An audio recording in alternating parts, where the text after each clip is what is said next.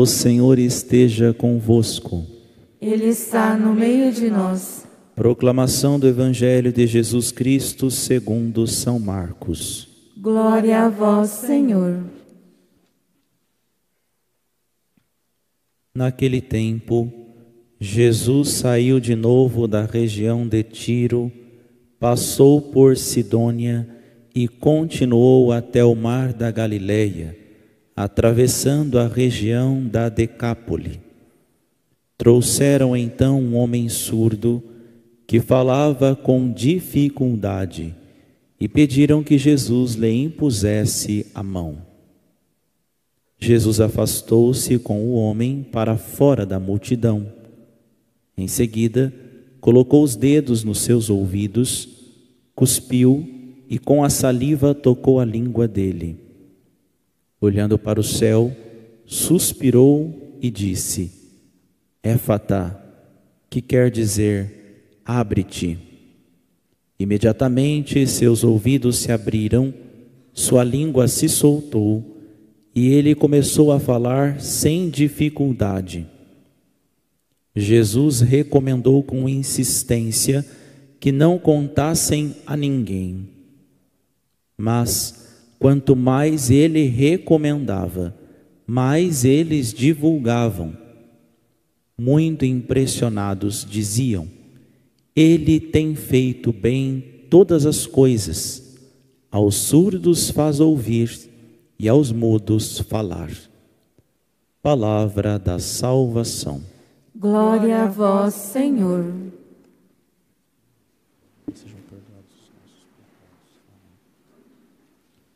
Queridos irmãos e irmãs, estamos no 23º domingo do tempo comum e a liturgia de hoje nos quer recordar a importância de escutar a palavra de Deus, acolher em nosso coração e assim, portanto, permitir que sejamos instrumentos para proclamar esta mesma boa notícia, a anunciar o reino de Deus, o reino que vem. E, portanto, os profetas já haviam dito quais sinais deveríamos e iríamos perceber quando o Messias viria. Não à toa que a primeira leitura de hoje nos dá a chave de leitura do próprio Evangelho. Veja o que diz o profeta Isaías, na primeira leitura que escutamos hoje, capítulo 35 do profeta. Dizei às pessoas deprimidas, que são isso? Pessoas entristecidas, cabisbaixo, né? Criai ânimo, não tenhas medo. Vede, é vosso Deus, é a vingança que vem, é a recompensa de Deus. É Ele que vem para vos salvar. Primeiro vamos meditar isso aqui. O que quer dizer esta vingança de Deus? Esta vingança que virá? O que quer dizer esta recompensa de Deus? É a bondade reparadora de Deus. Percebam que, se nós nos recordarmos o que havia acontecido lá no início da criação ainda, com Adão e Eva, por conta do pecado, da abertura, da desordem que começa a partir do pecado, entra junto com isso a morte, entra junto com isso a doença, entra junto com isso todas as oportunidades que nós conhecemos hoje e que para nós é algo normal. Padre, nós nascemos e já sabemos que vamos morrer.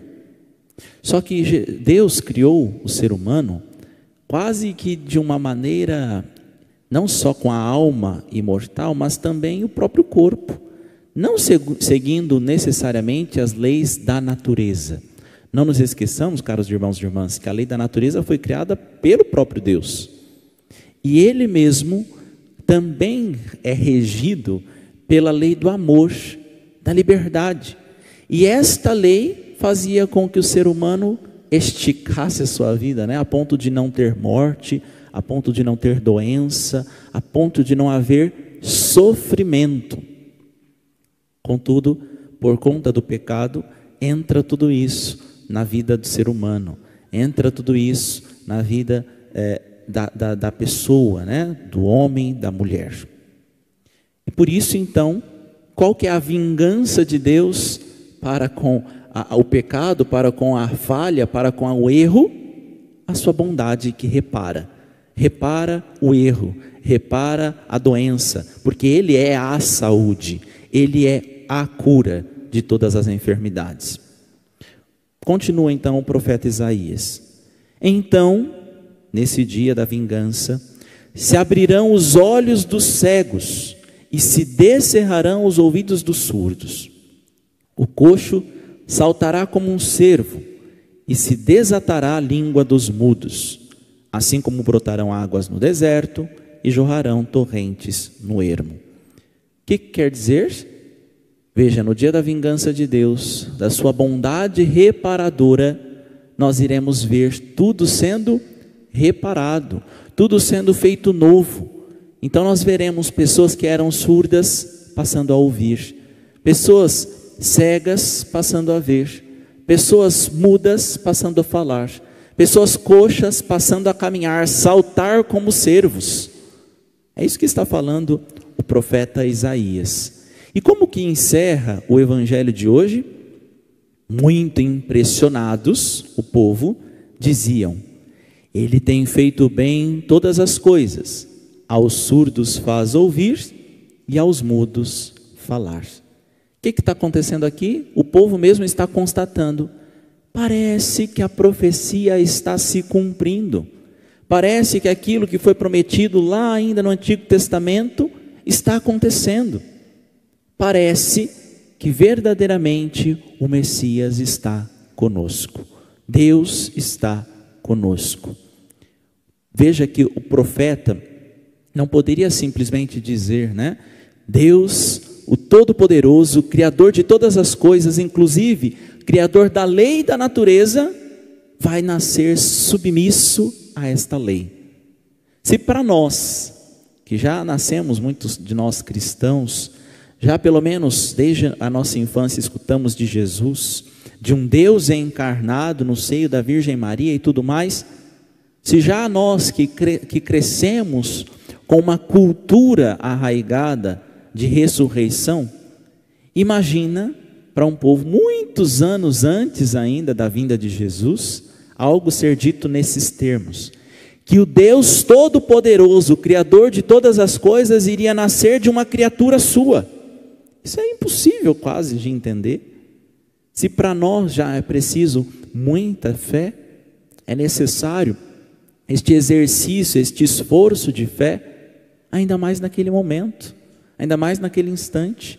É por isso que o profeta diz, criai ânimo, não tenhais medo, vede, é vosso Deus, Ele vem para vos salvar, mas não conta como, mas conta os sinais que Ele vai operar para ser reconhecido, conta a maneira que nós vamos observando e que nós vamos reconhecê-lo. E é por isso então que estes milagres são colocados da mesma forma que a igreja hoje coloca, porque nós aprendemos com Jesus. Os milagres são colocados sempre não como a primeira das coisas da nossa fé, talvez seja simplesmente um impulso, mas não a razão da fé. Os milagres são aqueles que às vezes nos dão aquele empurrão, mas não são a razão da fé, não é? Veja, quem que é a primeira instituição a colocar dúvida nos milagres que acontecem dentro dela? A igreja.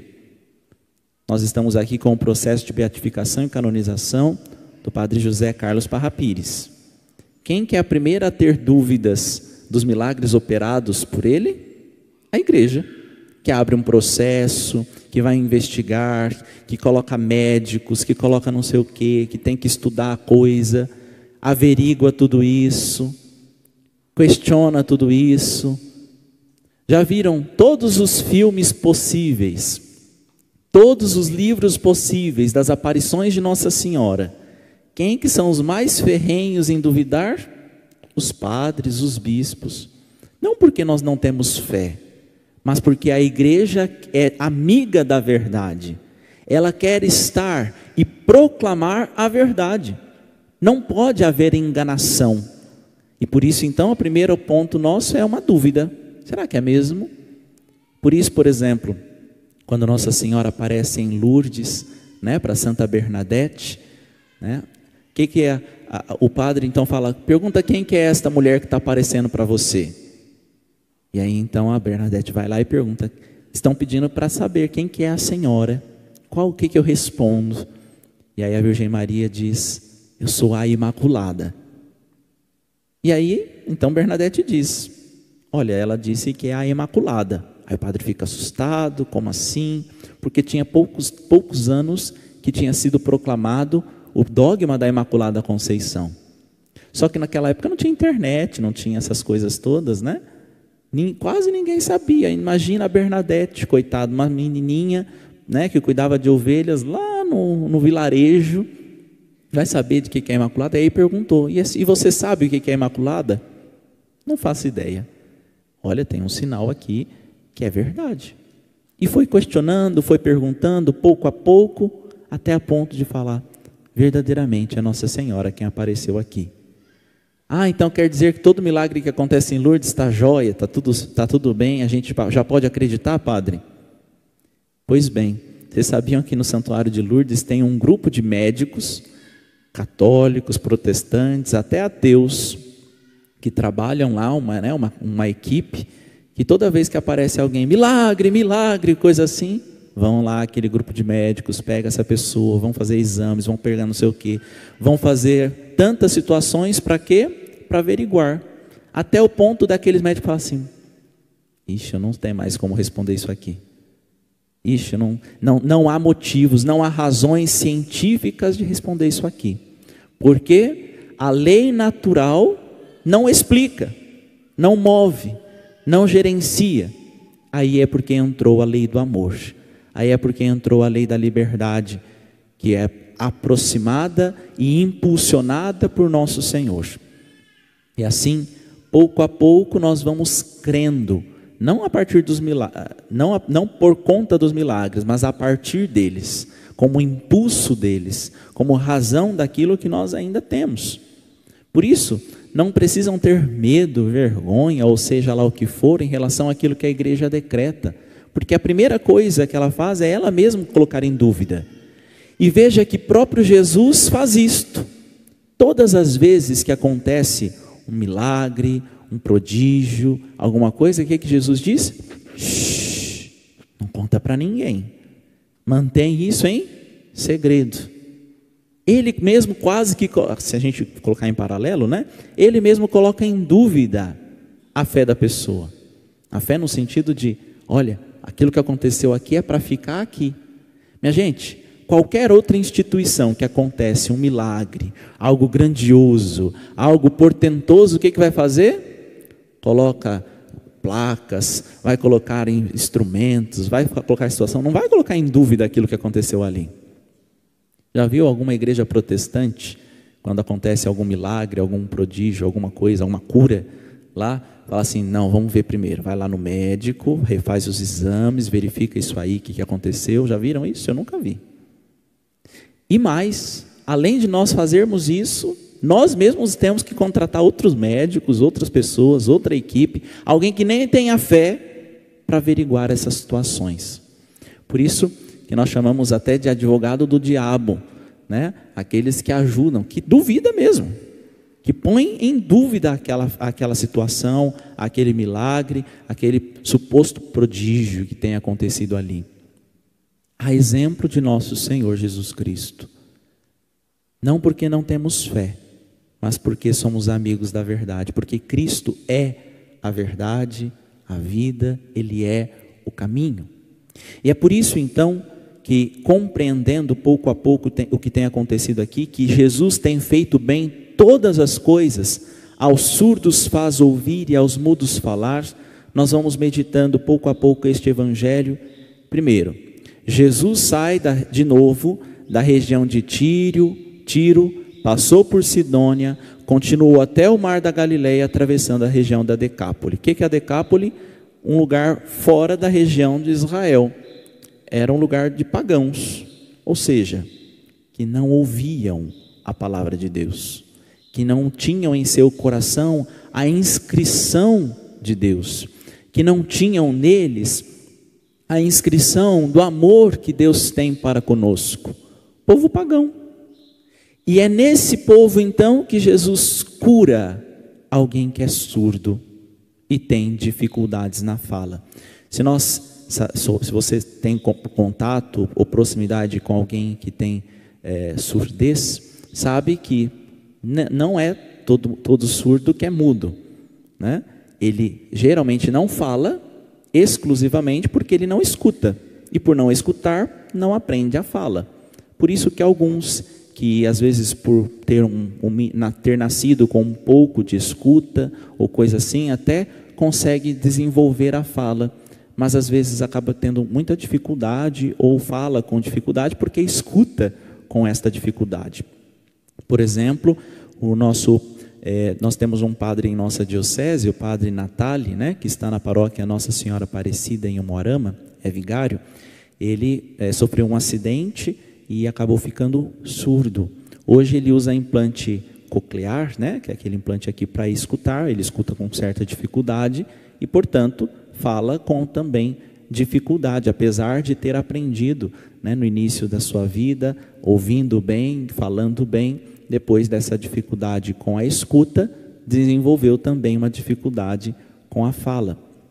Mas está ali, né, rezando as missas, proclamando, escutando confissões e tudo mais. Mas por que o padre está dizendo isso? Então, não é, inclusive mudou-se até a fala, antes nós falávamos uma pessoa surdo-mudo. Não, uma pessoa que é surda. E às vezes, então, por dificuldade de escuta, também tem dificuldade na fala. Aqui acontece então um homem surdo que falava com dificuldade, provavelmente balbuciava alguma coisa que era possível compreender, né, também através da sua fala. E pediram então a Jesus que lhe impusesse a mão. Veja, não pediram a Jesus a cura, não pediram a Jesus que perdoassem pecados, não pediram a Jesus nenhuma das outras coisas. Pediram a Jesus que impusesse a mão. Foi isso que foi pedido, né? Mas, padre, qual que é simplesmente, né, a gente sabendo quais são as nossas vontades, os nossos desejos, qual certamente era o motivo de ter levado este homem até lá?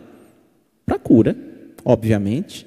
Se eu e você tivesse essa oportunidade, mesmo que não conhecêssemos, né, não soubéssemos, mas escutássemos que existia um tal de Jesus que estava passando na nossa região e que ele tinha operado grandes maravilhas na região onde ele estava antes, certamente nós iríamos, se nós fôssemos próximo, né, de alguém, de um amigo que está com uma doença, que está com uma dificuldade, que tem um problema, alguma deficiência, seja lá o que for, certamente nós levaríamos essa pessoa até lá, não é?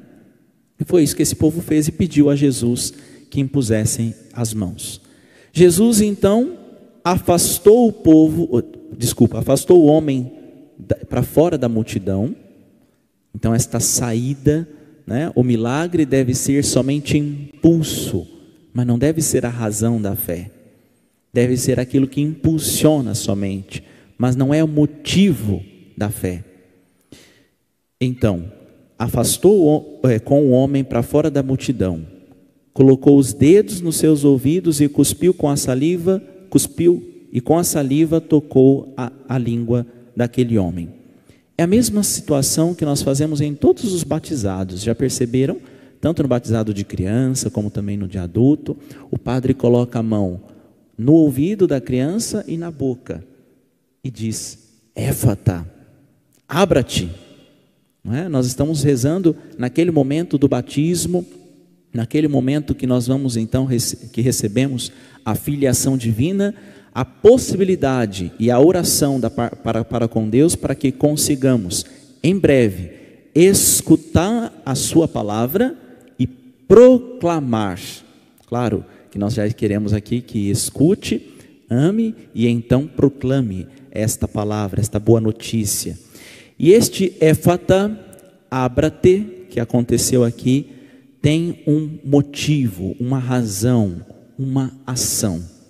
Jesus primeiro move em direção ao homem, toca no seu ouvido e com a saliva toca também na boca daquele homem, na língua daquele homem. E olhando para o céu. O que quer representar isso, gente? Quando nós olhamos para o céu, tudo vai se abrindo. Abre as nossas mentes, abre os nossos corações, abre os nossos ouvidos, abre a nossa vista. Somos capazes de enxergar a lei do amor, a lei da liberdade, a lei de vivermos verdadeiramente na alegria. E é por isso então que primeiro Jesus se move, mas também olhando para o céu diz: abre-te, éfata. E então imediatamente os seus olhos se abriram, os seus ouvidos se abriram, sua língua se soltou e ele começou a falar sem dificuldade. Mas com o milagre que acontece com este homem, que nós não sabemos o nome, toda a região que Jesus estava passando da Decápole foi aberta com seus ouvidos e também a sua boca. Por quê? Jesus recomendou com insistência que não contassem a ninguém. Não foi somente para o homem que Jesus pediu que não contasse, também aqueles que levaram o homem até Jesus. Mas quanto mais Jesus pedia, mais eles insistiam, mais eles proclamavam, mais eles falavam sobre o que havia acontecido. O que quer dizer isso, gente? Não somente fisicamente aquele homem foi curado, mas também os ouvidos do coração do homem e daqueles que levaram o homem foi aberto. O éfata acolheu, alcançou não somente o homem surdo fisicamente, mas também a surdez espiritual foi curada de todos aqueles que nem tinham fé, que eram pagãos, que adoravam deuses estranhos, como diz a Sagrada Escritura. É por isso então que também nós somos convidados a viver esta mesma experiência. Senhor, também nesta liturgia, dá-nos a graça, a oportunidade de abrir-se a tua bondade reparadora, para que repare os nossos ouvidos, para que para que mostre atenção em nossas vistas, para que consigamos proclamar a tua boa notícia, para que consigamos amar a tua palavra, para que consigamos traduzir no nosso dia a dia os teus ensinamentos. E é por isso que na segunda leitura que nós escutamos hoje, a liturgia nos mostra a partir de São Tiago como viver bem a nossa fé. Aquele que tem fé em nosso Senhor Jesus Cristo não faz acepção de pessoas. É isso que está dizendo São Tiago, palavras dele. E ele coloca um exemplo. Imagine que na vossa reunião, não sei qual reunião que você faz em relação ao grupo não só na igreja, né? Mas em todo tipo de reunião, grupo de pessoas, na sua loja, no seu comércio, né? Mas também na sua casa, ou quem sabe no seu grupo de oração, no grupo de reflexão, no terço dos homens, no terço das rosas, no terço das crianças, não sei. Na missa, todo tipo de reunião, grupo de pessoas. Imagine que aí chegam duas pessoas. Uma bem vestida, com anel de ouro no dedo, e outra com roupa surrada. E aí você diz para aquele bem vestido, para aquele que fala bonito: vem, senta-se aqui na mesa, fique pronto, sente-se aqui na frente. Ou, né, não somente em questão de riqueza e pobreza, de bem vestir ou mal vestir, mas nós sabemos o quanto nós tendemos a fazer este tipo de divisão. Por que nós não conseguimos enxergar no outro uma pessoa? Só isso e tudo isso é uma pessoa. Não importa se está bem vestida ou mal vestida, ou quem sabe se é branca ou se é negra, ou quem sabe a sua opção sexual, ou quem sabe, não sei. Agora, né, nós temos essa grande dificuldade política, se é de direita, se é de esquerda. Não importa. Contudo, para Cristo, nós não fazemos acepção de pessoas. Aqueles que têm a fé em Cristo Jesus não faz. Veja, São Tiago não está dando nem brecha, gente, de uma outra possibilidade. Ele está dizendo que aquele que verdadeiramente tem fé em nosso Senhor Jesus Cristo não faz, não há espaço, não tem brecha para fazer acepção de pessoas, divisão de modos de tratamento para com as pessoas. Pelo contrário, ele fala até, para termos a atenção para os mais necessitados, e sejam eles quais forem. O próprio salmista vai dizer, Deus ampara as viúvas, os órfãos, cuida, mas confunde o caminho dos maus. Irmãos e irmãs, nós precisamos cada vez mais ter uma conversão da nossa fé. Tirar aquela fé que às vezes é tão mesquinha, orgulhosa, vaidosa, complacente consigo mesmo, mas ferrenha para com o outro. Nós fazemos de tudo para acolher verdadeiramente as pessoas e a partir da acolhida fazer com que elas mudem as suas vidas, se convertam, vivam de fato para o Senhor, transformem as suas ações, se conformem cada vez mais o seu coração com o coração de nosso Senhor Jesus Cristo. Se lembram do Evangelho que Jesus nos recomenda que um pastor deixe as 99 ovelhas que estão sadias, bem cuidadas, e vá atrás da única ovelha perdida? Pois bem, talvez a ovelha perdida não queira retornar, e nem esteja tão perdida assim. Ela talvez não queira retornar para junto do redil, não por medo do pastor, mas por medo das outras ovelhas que vão surrá-la, que vão bater nela. E por que o padre está dizendo isso, gente? Já teve pessoas que me procuraram, porque, padre, eu estava fazendo o caminho de retorno, eu estava buscando cada vez mais estar próximo de Jesus, eu estava regressando, e gente, foi um trabalho para conseguir isto. E aí, tem pessoas aqui sentadas nessas cadeiras, que dizem para esta que está retornando, que está se convertendo, que está se aproximando: quem é você? Me impressiona saber, que o Padre Murilo, que o Padre Mário está te acolhendo. Me impressiona. Você? Minha gente, o trabalho que dá para a gente buscar essas ovelhas que estão perdidas. E aí vem as ovelhas surrando as outras. Deus não faz acepção de pessoas. Ele é como uma galinha que quer reunir todos os seus pintinhos debaixo das asas. E não importa a cor do pintinho. Por isso que não tem problema pegar o ovo da outra galinha e botar ali. Não tem problema. Ela vai cuidar de todas. Ela vai cuidar de todas. E essa comparação foi o próprio Jesus quem usa. É Jesus quem usa essa comparação. Como eu queria reunir os pintinhos como a galinha, reunir os filhos como a galinha reúne os pintinhos debaixo das asas. E assim serem cuidados, serem protegidos, e claro, fazer com que eles sigam a galinha que está mostrando onde que se alimenta, onde que é mais seguro, onde que é melhor.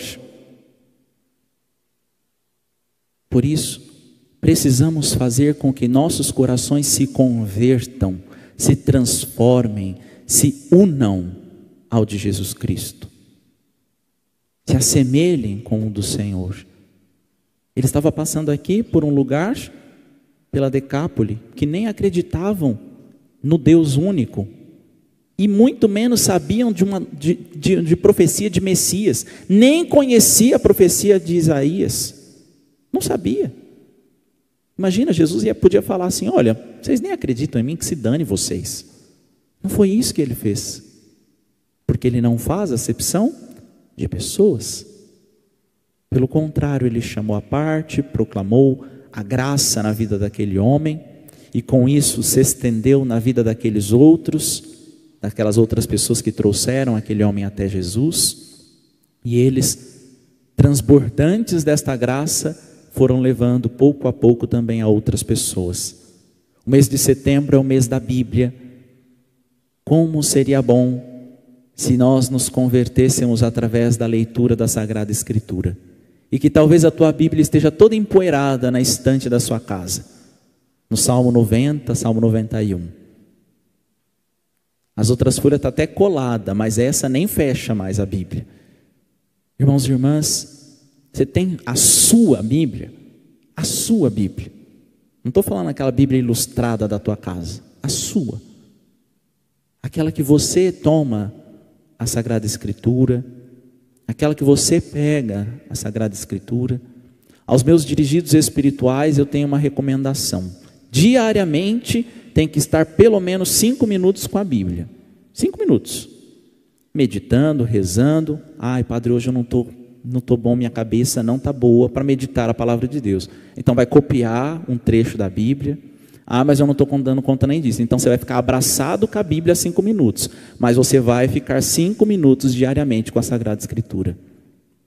Por quê? Nós queremos muitas vezes ouvir Deus, mas nós não deixamos Deus falar a nós, através da Sagrada Escritura.